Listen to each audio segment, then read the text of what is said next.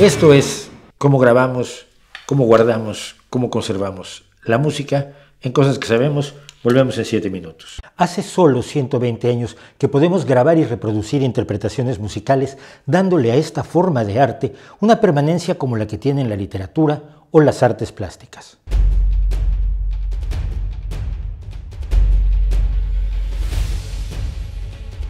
Sabemos lo que pensaron las culturas antiguas gracias a que dejaron escritas sus ideas, sus crónicas, sus creencias y sus reflexiones. De hecho, a la época anterior a la existencia de los registros escritos la consideramos prehistoria.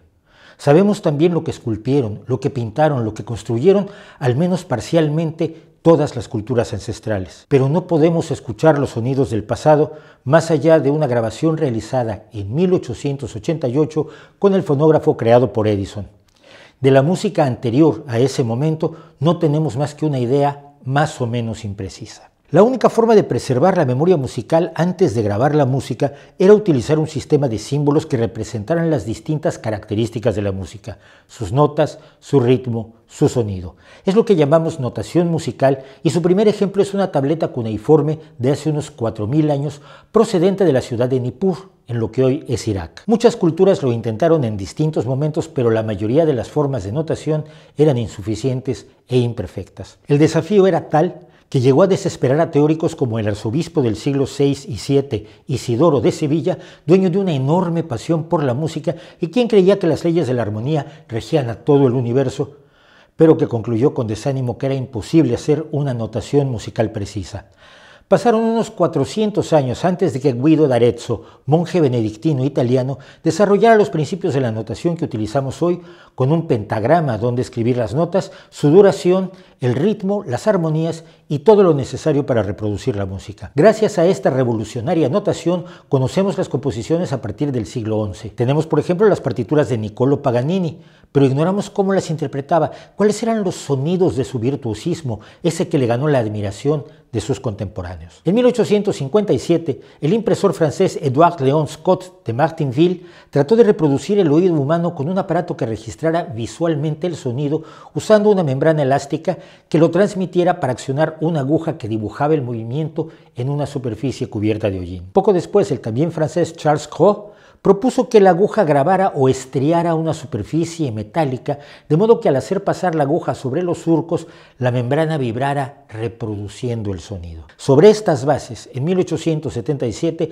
Thomas Alva Edison creó el fonógrafo, el primer aparato grabador y reproductor de sonido.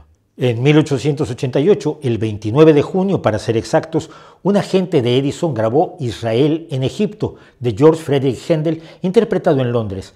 Es la más antigua grabación que aún existe. Los cilindros de cera que usó Edison primero se vieron sustituidos por los discos fonográficos inventados en 1888, precisamente por Emil Berliner.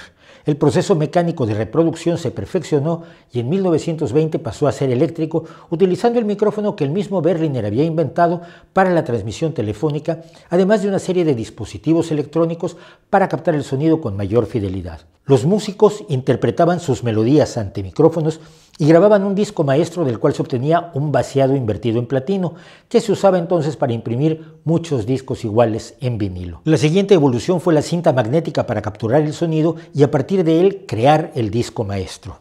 Aunque se inventó en 1898, solo se empezó a usar ampliamente en 1932 y no se comercializó sino hasta fines de la década de 1940. Con la cinta magnética la grabación de música se volvió más sencilla y en 1957 la experiencia del disfrute musical se incrementó con la aparición de los discos estereofónicos, capaces de reproducir distintos sonidos, instrumentos o voces en 2 canales y 2 altavoces. Para el ciudadano común, hasta mediados de la década de 1980, la música vino en discos de 30,5 centímetros de diámetro, hechos de vinilo negro, salvo algunas excepciones de color, que giraban a 33 1/3 de revoluciones por minuto y podían reproducir unos 25 minutos de sonido en cada uno de sus 2 lados. Eran los discos de larga duración. La opción eran discos de 18 centímetros que giraban a 45 revoluciones por minuto y ofrecían una canción por lado, que se vendían por el atractivo de una de las canciones, mientras que la otra, en el lado B, era considerada de relleno. La cinta magnética llegó al ciudadano común como método de reproducción en forma de cassette, es decir, una cajita, Una cajita de plástico con 2 carretes y cinta capaz de contener 30, 60 o 90 minutos de música.